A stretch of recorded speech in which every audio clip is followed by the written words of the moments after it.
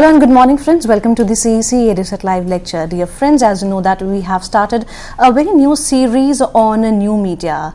In the previous session, we discussed a lot, and in today's session also we would be discussing more and more under the series New Media. So this is the second lecture in the series, and today we would be talking on Internet as medium. And for this very discussion, we have once again with us in our studios Dr. Anubhuti Yadav. Dr. Anubhuti Yadav is Head of Department of New Media, Indian Institute of Mass Communication. So dear friends, let's welcome our guest Dr. Anubhuti Yadav, under whose able guidance we would be discussing as Internet as medium in detail. Hello ma'am, welcome to the EduSet lecture. Thank you very much, Gitika.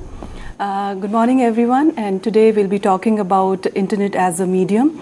In our previous lecture we talked about the concept of new media, what exactly new media is, and we also talked about what is the difference between the traditional media and the new media. And while we were discussing about new media, the one thing which came out from yesterday's discussion and the lecture was that the new media is based on internet. So any communication which is based on internet is termed under new media. Today we'll be talking about internet as a medium, and as we know that internet has actually reshaped the way we produce news, the way we consume news. It has also changed the way we entertain ourselves, and it has also changed the way we access information. Now, if we are talking about the news, and the internet, how it has changed the way we produce news, you might have seen nowadays, when we look at and when we view television channels and we watch news programs, the Twitter and the tweets have become a very important part of the news programs.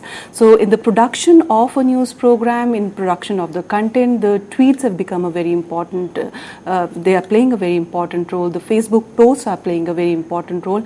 So in a way, it's not only few people who are creating that particular information or the news, it's the people who are actually contributing towards that. And this was not the scenario earlier.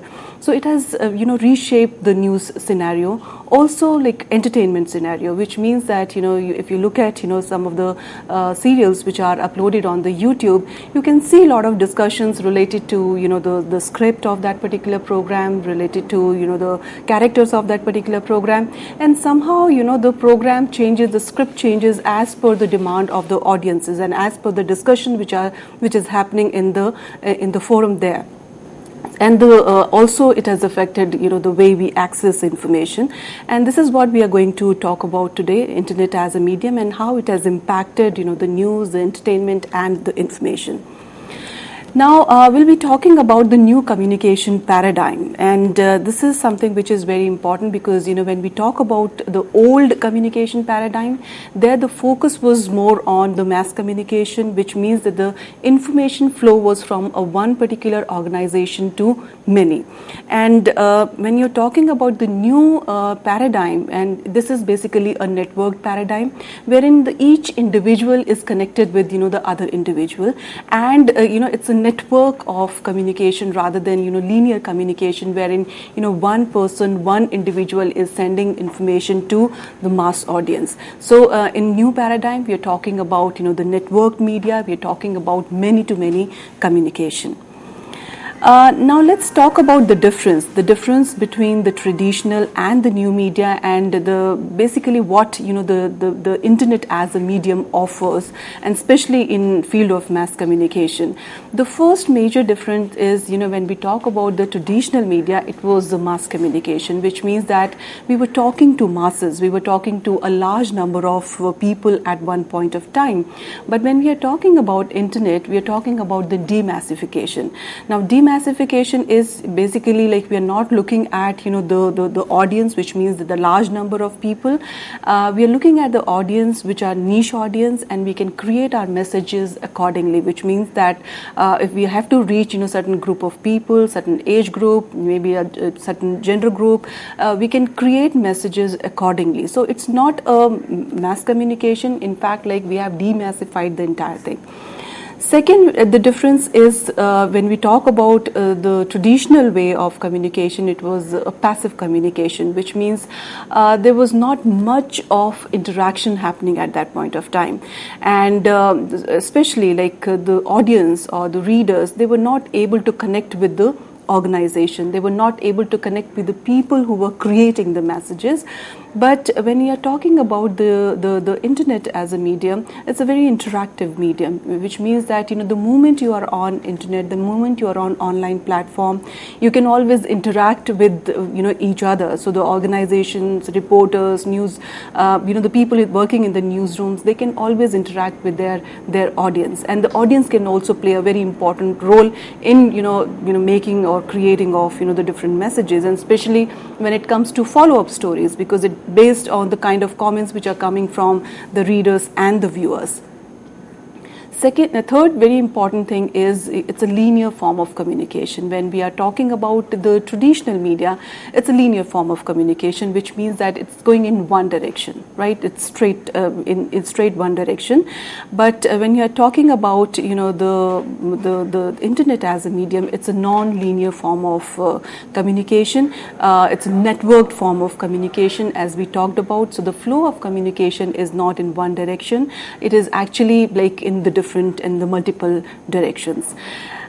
Fourth, and which is very important, is that when we are talking about the traditional media, users were inaccessible, which means that for newspapers, for a television channel, if they wanted to communicate with their readers or their viewers, it was very difficult for them to do that.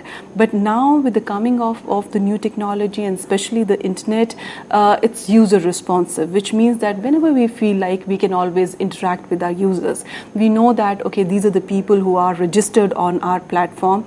We have their email IDs. They're available there on the chat rooms. They're also commenting on the news stories. So we can always interact with them.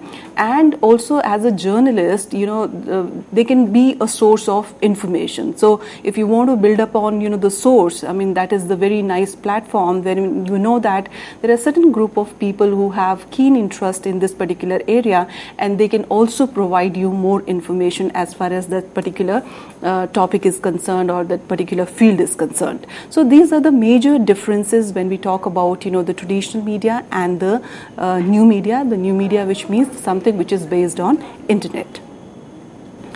This is the internet model of mass communication. Now you can see, the flow of information, how the information is flowing. So it's flowing from the organization to the different websites also, but from the websites also it is going to the organization. So it's the organizations which are involved in the flow of communication, and at the same time individuals are also involved in the flow of communication. So this is the internet model of communication, so which says that it's not one way, and it's basically like it's quite interactive, wherein the organization as well as the individuals are involved in the flow of communication.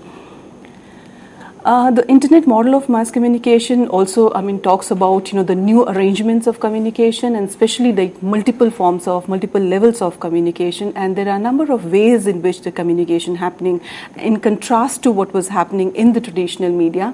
For example, we have, one-to-one communication, which means that, the email facility is available. We have one-to-many communication, which means we have portals, we have websites, so we can interact with many people at one point of time. Then we have few-to-few communication, which means that there are blogs, there are chat rooms, there are groups. So wherein there are few people are actually interacting with that few number of people or a group of people. Then many-to-many, and that's a platform wherein the number of organizations, they come on one particular platform and they try and interact with the number of people, and the example of this is eBay. So this is the internet model of communication, which allows the multiple levels of communication in contrast to the traditional way of communication. So what was happening pre-internet and what is happening post-internet as far as the media is concerned? Pre-internet, the source was the structured organization, which means it was one organization, and that one organization was sending messages to different people. So the source of the information was one particular organization. But post-internet, I mean, that source could be anyone. It could be any individual. So if someone wants to start a YouTube channel, or someone wants to start a news channel in this internet era, it is possible, which means that the source cannot be a one structured organization wherein there are a lot of rules and regulations are placed, where there are a lot of policies at place. But at the same time, an individual who wants to share a lot with the world can be a source of information, and they can also start their own channel, or their own blogs or their own website, and they become a sort of news organization. So in pre-internet, there were a lot of gatekeepers. This was a very important thing, because when we talk about the traditional media, there were a lot of gatekeepers. Now, the gatekeepers are the people who actually control the flow of information. And when we talk about the traditional media, there are three levels. There are three levels in which the gatekeeping is happening. The first level where the gatekeeping is happening is at the level of the reporter, because the reporter goes out and he has to report certain event. So it is up to a reporter to include something in his or her report or exclude something. So the first level of gatekeeping is happening at that level. The second level of gatekeeping is happening at the level of the news organization, because you select certain news, certain events on the basis of your own policies, and you discard certain news because you feel that it's not up to the mark, or like it is not up, in accordance to the policy of that particular news organization. So the second level of gatekeeping was happening at the level of the news organization, at the level of the management. Third level of the gatekeeping in the traditional media was happening at the users level, which means that when the people wanted to communicate, there were very few people who were able to communicate. For example, letters to the editor. There are thousands and lakhs of people who might be writing letters, but there are few who are selected. So that's another level of gatekeeping which is happening at the level of the audience also. So like when we talk about the voice of the readers, so there are very few people are able to reach that particular organization, and they manage to have their letters or their viewpoint there in the mainstream media. But when we talk about the post-internet, this gatekeeping has vanished. We have bypassed all those gatekeepers. So today, if I want to publish something, so there is no gatekeeping. There is no policy which tells me that, okay, this is something which you cannot post, especially like if I'm writing a blog or if I'm running my own website. So I mean, because it's not a structured organization, I do not have any policies at place. So I have actually bypassed those gatekeepers, and that is the best thing which has happened post-internet, which means that it's not that few people are controlling the news. It's like if the people feel that they need to share it with the world, they feel that they need to express it, so they are in a position to do that. Third very important point is the large operating expenses, which means like pre-internet, if you thought that you would like to start a television channel, or you wanted to start a newspaper, so you know that there's a lot of investment required in that, and which is we all know that it's very difficult to run a television channel or to run a newspaper. But now if you decide that yes, I would like to have my own website, or I would like to have my own news portal, or I would like to have my own YouTube channel, you do not have to spend money for that particular thing. So we have very low startup and maintenance cost for this particular thing. So this is another thing which has happened, and which has made the people possible to create messages and share it with the large number of people. Also in pre-internet, there was a competition for profit, which means that every time we were talking about, the reach, we were talking about, the circulation. But in post-internet, we are talking about more on reaching the right type of audience. So these are the major differences when we talk about, the pre-internet and post-internet, and how messages were constructed, and how the news organizations, they were operating before internet era and the post-internet era. Now the shift in focus, when we talk about the impact of internet on media organization, there are 2 decades wherein a lot of changes had happened.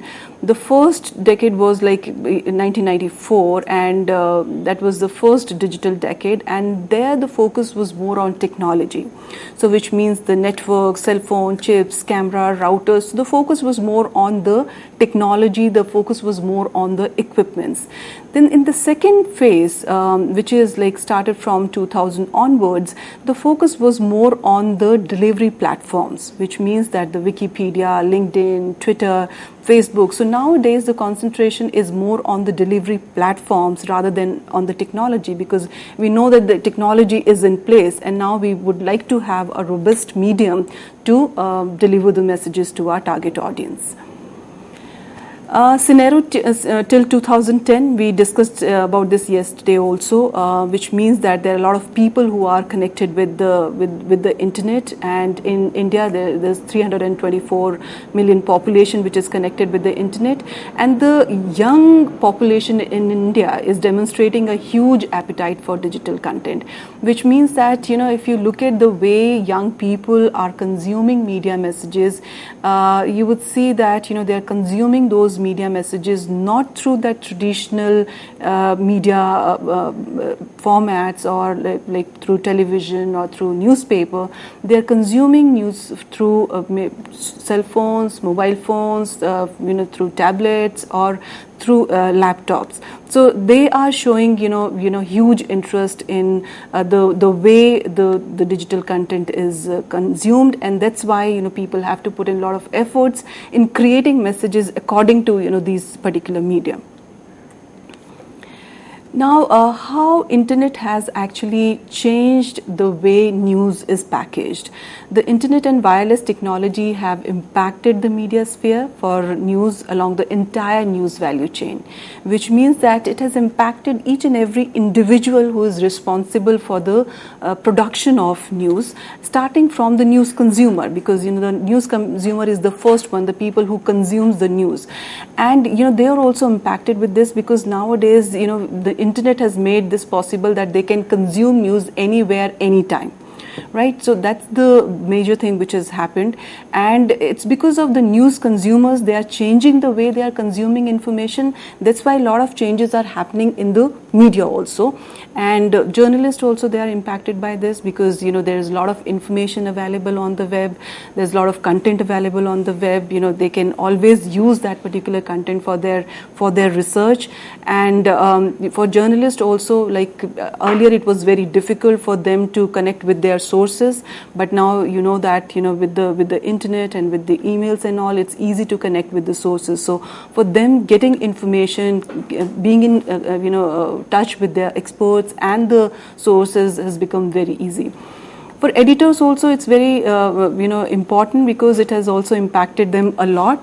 Earlier, if someone was working in a newspaper or in television channel, so the one very important point was that the people used to work very hard for that particular day, and the moment the day is done, the moment the newspaper is out or the bulletin was out, it was like no more there for the people to see. But nowadays, everything is being archived, so which means that the shelf life of any news material, whether it's the print or whether it's the television channel, has increased with the coming of internet, because you can archive anything which you produce in a one particular day, and this can used as a research material for the further in the further news production process. Business managers also, they are also playing, they are impacted by the new media, because the way people are consuming nowadays. The growth of this digital advertising is 45%. We know that people are consuming information, through the internet or through the online platform. So the whole advertising business has also changed. So nowadays, instead of advertising in the newspaper or in the channels, it's always advisable, and especially like if you are, talking about, the content for the youngsters and all. So it is always advisable to, advertise on the platforms, the online platforms. So this is also like the business managers have to keep in mind.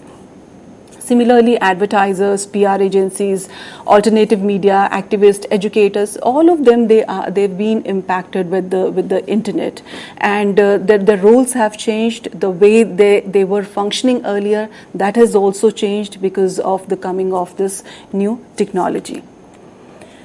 Now, there are two contrasting views, when we talk about the impact of this internet on the traditional media. The first is that it says that the print sector is in mature phase of business cycle, and because there's been a lot of debate wherein people are saying that because of the online media, because of the new media, and because of the internet, the print media will die, and it has happened in number of the countries in West. So for this also there are a number of views. One is that it is happening maybe because the print medium is an old medium and it has reached that saturation stage, and the second is another big problem is that they're saying that the new platform has cannibalized advertising, and just that's why the print media is not able to survive. And we have seen that the Western economies have witnessed significant decline in standalone print revenue due to digitization, and new media led to the extinction of the traditional newspaper over a finite timeline. So this is something which is happening in number of the countries. But there's another viewpoint also, which means that the people are also saying that when we are talking about the new technology, that doesn't mean that the traditional media will die. It would augment and supplement the traditional channels, and companies will adapt their presentation format and delivery platform for content and build communities of loyal consumers. So the only thing which we have to do is, it's not that we have to say that okay, because of the coming of new media there will be a problem with the traditional media. Somehow we need to adapt that, because we know that the people are consuming information in a different way. So somehow we need to package our information in a different way. So if we have a print version, we have a newspaper, then we need to have the online version also to cater to the needs of the people who spend most of the time online. And these adaptive practices, if we are able to adapt, will de-risk the impact of technology, keeping print media conglomerates safe from value erosion over time. And there's one very nice example of this, how one particular country survived, and this is the Japan.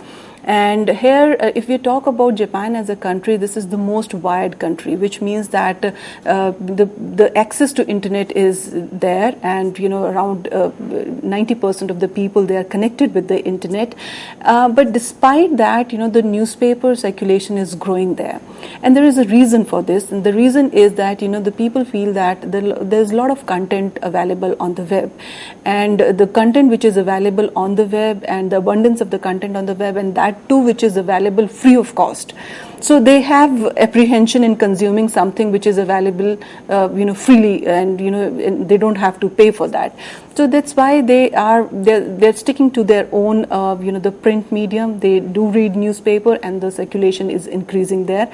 And in India also this could be the scene. So we cannot say that just because of the coming of the new technology or the new media, the traditional media would die. The only thing which we have to do is we have to adapt to those changes.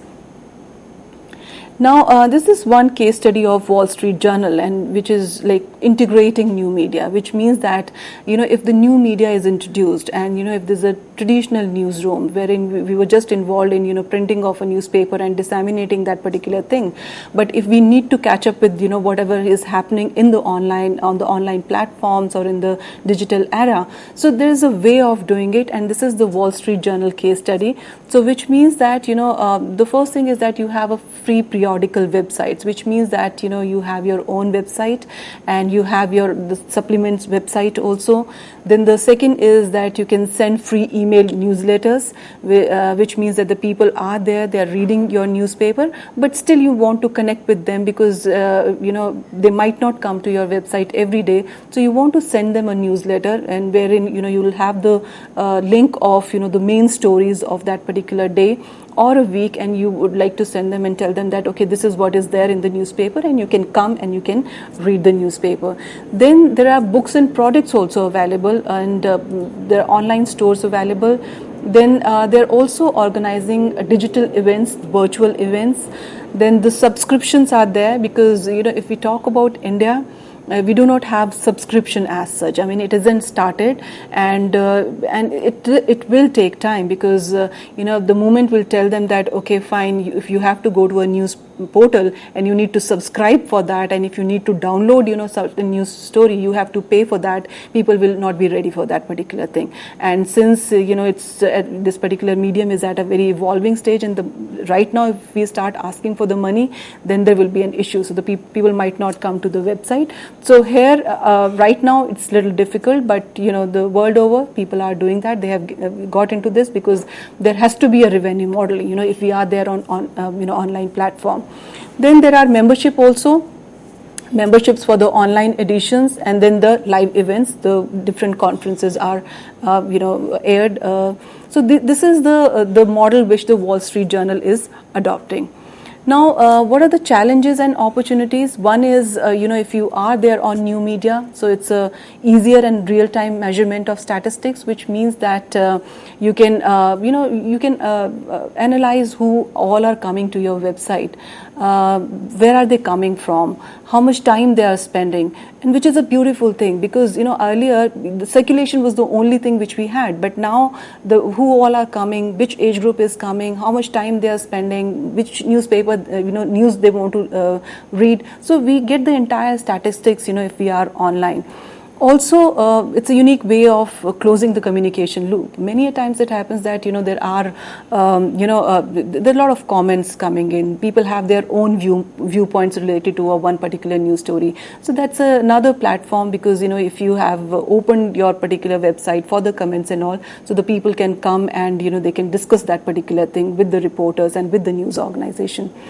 Then create profitable business model that balances paid and free services. That's a challenge which we are facing in India, because as I said, that the moment you say that it has to be a paid thing, so people might not come to that.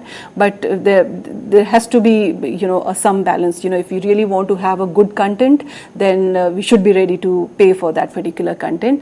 And then the lack of mature online and mobile payment mechanism. That is another apprehension which we have. People don't want to make and get into the online payment, and they don't want to right now in India there's little apprehension related to this.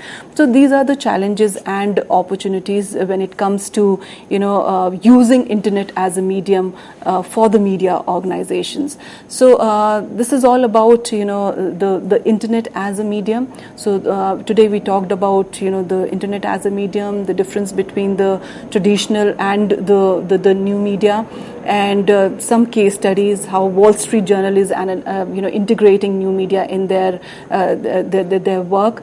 So I hope that you have learned through this particular lecture, and in the next lecture we'll be talking about the media newsroom. Thank you very much.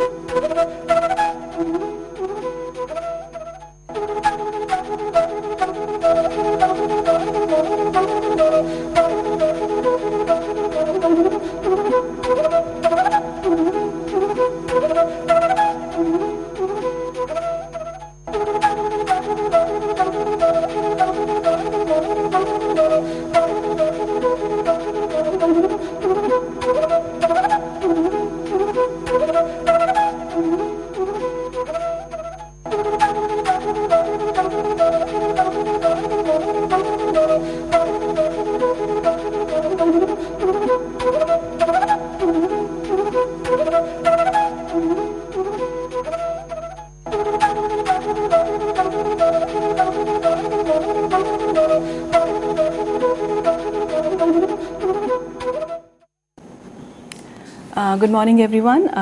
Today we'll be talking about newsrooms, media newsrooms in the digital age, emerging trends. We know that the internet has impacted the newsrooms. The way people are functioning there in the newsroom has been impacted with the emergence of the new media, and this is what we are going to talk about in today's lecture. The topic for discussion for today's lecture would be: one is the working of a media newsroom in the digital age. Three major areas, which includes the content management, the use of technology, and some ethical issues. This is something which we are going to talk about. We'll also talk about the phases of internet impact. If you're talking about the impact of internet on newsrooms, so we'll be talking about the phases of these internet impact, and the impact of convergence of on news cycle, then emerging job roles and workflow, and then what convergence can offer to the target audience, to the people, and the current situation in the newsrooms, how they are operating and how they are using the new digital technologies in their workflow. So the first thing is that the internet hold a strong potential of redefining the communication industry, and we had discussed about this, that it plays a very important role in the way people are functioning. It is changing like anything. And it also offers a lot of changes, to the academic field also. For example, if we talk about, the new media, the new medium, every day a lot of changes are happening. And, somewhere the academic institutes, they have to, update their syllabus according to the changes which are happening, as far as this particular medium is concerned. So that's a huge challenge. Then the development of new news delivery vehicles. Now, it's not only there is only one medium. So when we are saying internet as a medium, it's a medium, it's the base technology. But on that technology, there are a lot of media vehicles, which means that the delivery platforms. It could be your website, it could be the Facebook, it could be Twitter. So there are a number of, or it could be like the emails. There are a number of news delivery vehicles, and that is something which we need to understand. And creating content for all these new media vehicles is different, because earlier we were creating content only for one particular platform, but now we are talking about the Facebook post, we're talking about tweets, we're talking about blogs, and creating content for all these platforms. It requires different skills, and they are differently packaged, and that is something which the people need to understand, and especially those who are working in the digital newsrooms. And then the convergence is a very important thing, because nowadays people have stopped consuming information in only one format. So they if they read a news story, and if they are online, so it's not only like they should be offered with the print content or the text for that particular story. They would like to have video, they would like to have audio, they would like to have infographics, they would like to have maps, they would like to have timelines. So which means that we're talking about the convergence. We're talking about the different formats, the media formats coming at one place. And then the internet journalism as a structured discipline. This is a very important thing, because till now what was happening, that because it's a new medium, so the different universities and the teaching organizations, they have integrated it with their existing curriculum, but there is a need to have the internet journalism as a structured discipline. So these are the few things, and now the three major areas that need to be addressed when we are talking about the media newsroom. One is the content management, then you have the legal and ethical issues, which is very, very important, and then the technology and its role. So when we are talking about content management, and especially when we are talking about the online platform, 5 W's and 1 H is still relevant, which means your who, why, when, where, what.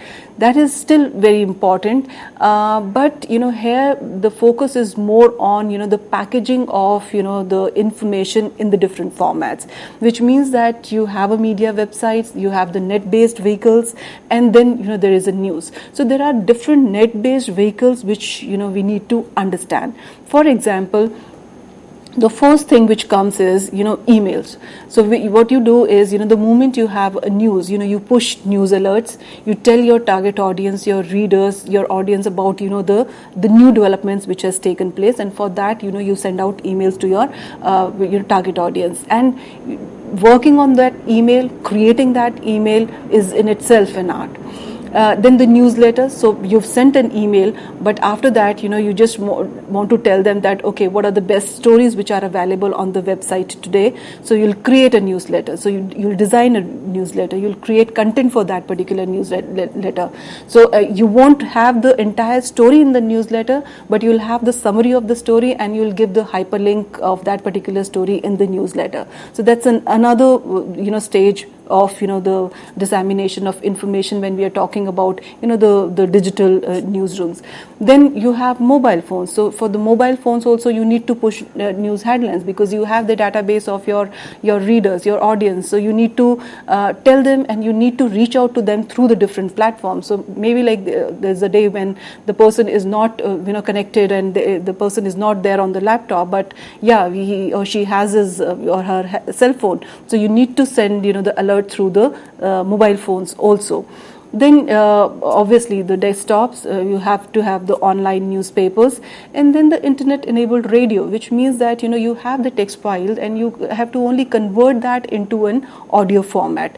So these are the different net based vehicles, and nowadays it's not just the writing for the newspaper or writing for that the online or your website. You have to create content for all these different platforms.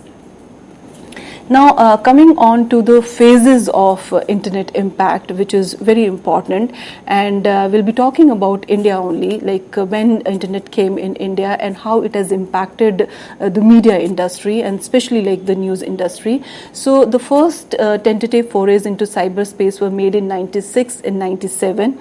And that was the time Indian newspaper avoided setting up their own development team, because the technology was new, and they felt that this requires a lot of expertise. So they didn't want to set up their own team. They wanted to outsource, and this is what they did. They outsourced the entire thing to the people who had expertise in this. And the second half of this particular phase was very exciting, because that was the time when the .com boom was happening. Web as a new medium, it emerged like anything, and there are a lot of newspapers, a lot of channels. They got into this, that they need to have their online presence. But the question remained the same. The question was, should old media journalists should work in hand with the new media professionals? So how it is going to happen? Because till then, the people who were there and working in the newsrooms, they didn't have this knowledge of the new technology which was coming in. So the question was that whether they should have a different team, or the people who have expertise with this new technology, they should work with the traditional journalists. So that was the thing which was going on at that point of time. Or there should be two newsrooms, which means is the one for the traditional and another one for the new media.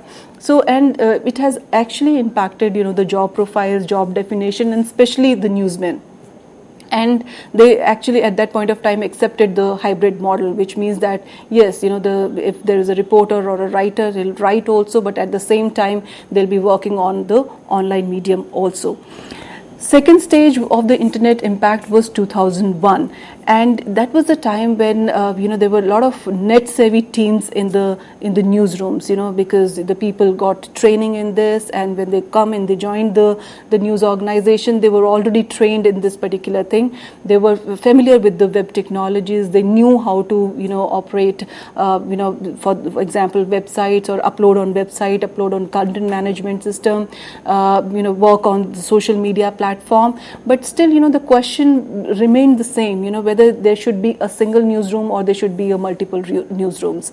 And ideally the integrated newsroom, when we talk about the integrated newsroom, it is better suited to handle the convergence led communication. But the problem was that there was the one medium which had expertise in one kind of content. The cross ownership, the media ownership was not there, so they had to depend upon the other platforms to get the different kind of content. So that was another thing which was happening, but this also led to the strategic partnership. So for example, there were news organizations who were there in the development of text, but they were not in the development of or creation of video or audio. So they actually had a tie-up, or they had collaboration with other news organizations, where then they said that, okay, fine, let us have the content from your organization, and that's how this strategic partnership started. So impact of so this is like how it has impacted the news organization. Now the impact of convergence on news cycle. So when we talk about the news cycle, what happens? The first thing is that the moment there is a breaking story, right, a news alert is sent by a mail. So whenever there's a story, a major event happens, so a news alert is sent by mail. Then the similar flash mobile phones, similarly, like if this is sent to the mobile phones also, then the story will be updated on website, then the photographs will be fed into newsrooms, and then the audio files are created based on the content which is coming to the newsrooms, then the video files are also created and uploaded on the net, and then the story will be linked to the useful text. This is a very beautiful part of the new media, which means that when you're talking about one particular page, you have a limited space, but still you can cover news in depth, which means that you have a story, but if you want to have a backgrounder of that, you can always give a hyperlink. And that's why there's another job profile which is emerging due to this, and we'll be talking about this, and those are called knowledge managers, which means that how to hyperlink, what are the research material which is available, researching on that particular thing, and contributing to that story. This is the job of a knowledge managers. Then the TV channel will run the stories, but will be lagging behind their websites. Newspaper will be the last link in chain, and then the newsletters. So this is the flow, but this is not hard and fast that this is how it is being followed. It changes with the time. It changes on the basis of the event which is happening, the kind of story the people have in hand. So the people are flexible with this, but these are the major things which happens in the media newsrooms, digital newsrooms. Now, some of the emerging job roles and job profiles and workflow. The first is content editors. Now the content editors, their job is important. One, yes, because they are developing content, they are in the business of content, but the same time, they have to pass through the different stages. They have to develop content at the different levels. So which means, and they have to play multiple roles. So the stage one is, as we said, that they have to create the text-based content, and then you have to vet, edit, host breaking story on the site. That's the first stage. Second is write and route an e-alert, so writing for that alert. Then writing headlines for mobile phones. Then net-based activities, hosting, hyperlinking newsletters, and editing of copy for printing. Now this is a workflow for the content editors. Now in this, there can be a one person who will be doing all these activities, but you can always have a multiple people doing these activities also. So this is the job of a content editor, and this is how they are working as far as the digital newsrooms are concerned. Then apart from that, we have audio editors. Nowadays, say you do not have to depend on other organization to create audios. It's very easy to create an audio files. It's easy to create edit audios. So the audio editors are required, video editors are required, knowledge managers, which we have just discussed, which means that they are the people who are responsible for conducting research related to a one particular story. And after conducting research, they tell the writers that, okay, fine, this is the background material which is available in their archives. This is the content available. They can always link it up, if it is a follow-up story. Also, like if there's something which is lying outside their website, they can tell them that this is the kind of material which is available there. Also, we know that on web there is a lot of content available, and there's a lot of open content which is available that you can always use in your stories. So they have to mine the web to get that particular content so that they can embed into their stories. So every time when you're writing a story, it's not important that you click an image, you should have your image, or you make an infographic. There's a lot of thing which is already available on the web. So you have to strategize strategically embed that in your story. That is the job of knowledge managers, and the knowledge managers, they guide the content editors that, okay, this is the stuff which is available.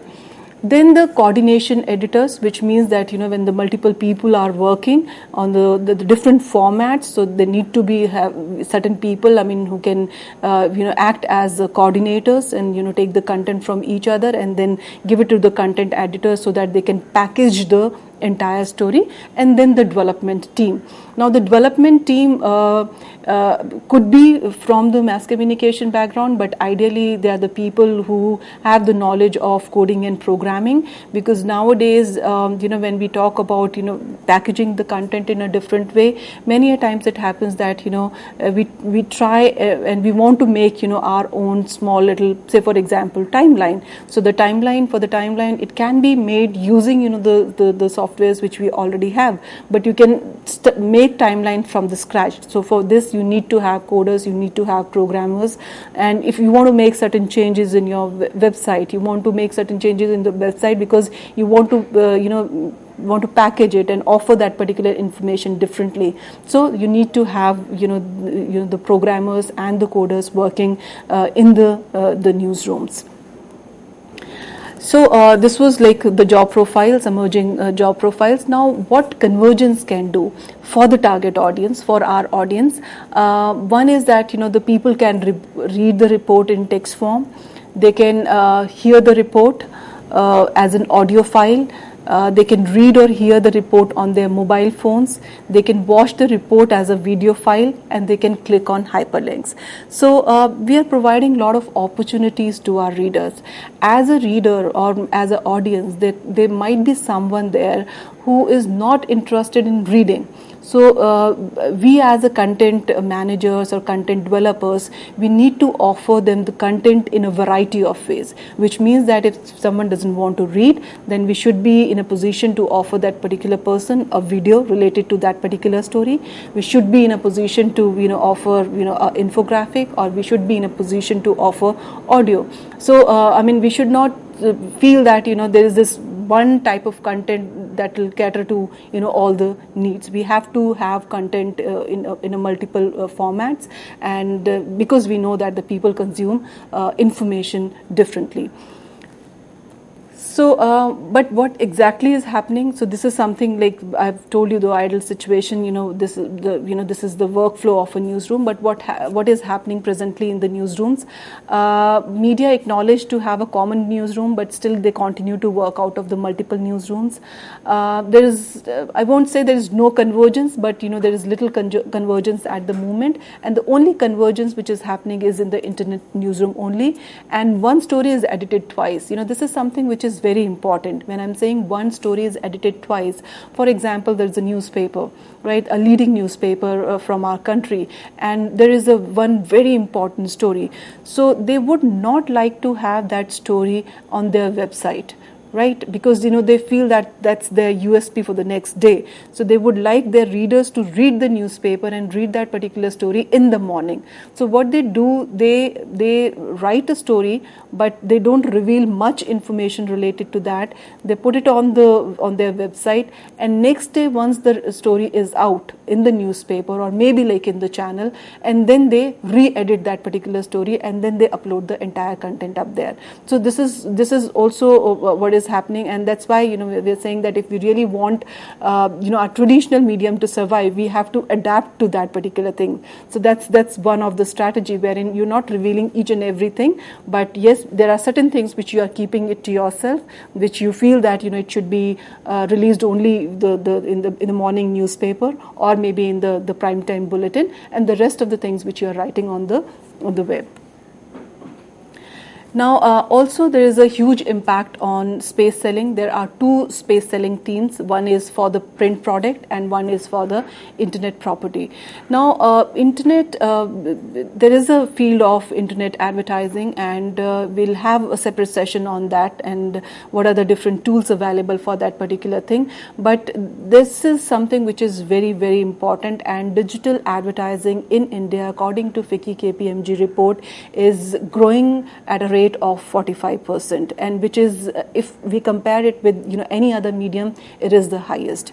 So which means that we need to have a separate team for that. We need to have a people who have expertise in the internet advertising, which includes everything, which includes the advertising, the marketing, search engine optimization, everything is included in that. So there is a separate team for working on that particular platform.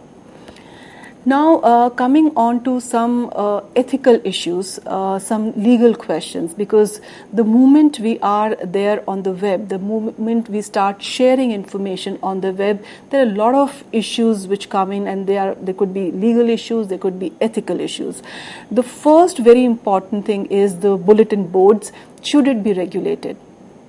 When I'm saying bulletin boards, they are the comment box, which means that there is a story, and after that story we have a comment box. Now, on one hand, we are saying that the new media offers us this opportunity that the people can also comment, the people can also create, and this has actually democratized the media space. But the moment you have a story and it is open for the people to comment on that particular thing, many a times it happens that you start receiving different sort of comments. Some are good, some are genuine, but there are certain comments which are not required there. There are people who are using that comment thread as a mode or as a means to advertise their product also. So how to handle that particular thing? So whether this bulletin board should be regulated or it should not be regulated. So that's the one question which is there in everybody's mind. So if someone wants to criticize a news story, we are open to that. But if someone is using abusive language, if they are actually posting something which should not be done, so how should we handle that? Should we remove those particular messages? But if we remove those messages, then somewhere we are actually saying, and the fact that the media has democratized the online has democratized the media space. So we are in a way diluting that particular thing. So this is something which is still going on, and there are certain news channels who are regulating this. So they remove the content which they feel is not appropriate, and that's how the regulation is happening right now. Second is the very important thing when it comes to new media is the news versus misinformation. And we might have seen in the past that there's a lot of misinformation happens using this particular platform, which means like even on the Facebook, you see a lot of posts. On the WhatsApp also, there are a lot of things trending. So everything cannot be true, everything cannot be accurate. And there are a number of people who are using this particular medium as like for the misinformation also. So that is something which we need to look at, what is, and as an audience, the people have to be media literate, so that they can understand, what is news and what is misinformation. So that's another issue which is being faced, as far as the online medium is concerned. The third one is deep linking. Deep linking is also a very important part, which means deep linking means that, you have your own story on the web. Right, and you've written something, but at the same time you're giving links to the different stories, but those stories are not yours, which means that you've written a story and there are like 6-7 links, and those 6-7 links are taking you to the different websites or somewhere in some different places in the web. So how to embed those links, those hyperlinks, deep linking, that's also an ethical issue. For example, it becomes an ethical issue when some person is writing one particular content, and what we have done is that we have created a website, and our website is actually based on the number of links related to that particular area. So the people, instead of going to their website, they are coming more onto our website. So in a way, we actually, this is not plagiarizing in a way, and that's why it's still a question that whether we should have the deep linking, hyperlinking. Even if we are having hyperlinking, how many hyperlinks we should have in a one particular story, whether we should have the mass hyperlinks in a one particular story. So that's another question which is like the people are talking about, debating about. Then the news flow and dilemma of media sites, and this is something which we have talked about, that the news flow and the dilemma of media sites, whether they should have the breaking news on their site, or like whether they should wait for their channel to first air that particular news, or the newspaper to have that particular news next day in the morning and then have it on their website. So that's another the area of concern. Then the news priorities, because it's very easy to find out from an online medium, from the online newspaper, that like what people are actually expecting, what kind of news are they're reading. So based on that, whether we should change our policy, which means that if someone wants to know more about the celebrities, so whether we should have that particular thing on the front page, because this is what we feel that the people are clicking on such stories more than any other stories. So that's another issue. Then the charging for the content. Now this is the main concern. So can we charge for the content? That's another area. The moment we start charging for the content, then definitely the people would stop coming to our website, because most of the people would like to have things free in life, and especially when they are on web, they feel that everything is available free of cost there. So that's another thing. And then the technology issues, which are important, because in the newsrooms, we need to have people with a technological background, also the people who are into programming, the people who are into coding, so that they can create the new applications instead of working on the one traditional way of dissemination of information. So this is it. This is how the media newsrooms are operating in the digital era. Whatever I have discussed with you till now is not something which is hard and fast. It's not that this is the only thing which is happening. This is not rigid. The people are flexible based on their policies, based on the kind of workforce they have at their office. They try and formulate their own way of handling these new digital platforms. Thank you so much. With this note, thank you, ma'am. Thank you so very much for giving us a very, very vivacious session once again. And dear friends, we believe that you might have liked this lecture. Ma'am, pertaining to this particular series, what else are we going to study in the future sessions? See, there are a number of things, when we talk about the online journalism, we have just started with this. So we are just giving introduction to this particular field, but there is much more to it. We'll be talking about open resources, as I've just said that, there's a lot of content available on the web, so how journalists can make use of that particular content. We'll also talk about data journalism, which is an emerging field, especially like in the field, in the online journalism. How you can make use of data, how you can make use of open data, how can you make infographics. So that is something which we are going to study, and then we'll also study the content management system, which means that, as I said, that nowadays anybody can be producer. Right, anybody can create information. So we need to know about those content management system. Nowadays, it's not at all difficult to create your own website. Right, so we'll be discussing about that content management system also. Then we'll also talk about the online writing for the online medium. That is important. Today we have just discussed that the content writer has to write differently for the different medium, but how they have to write for these particular medium, that is something which we have to discuss. So there are a number of such things which we'll be discussing in future. Definitely, we would be covering all what Dr. Anubhuti Yadav has just quoted.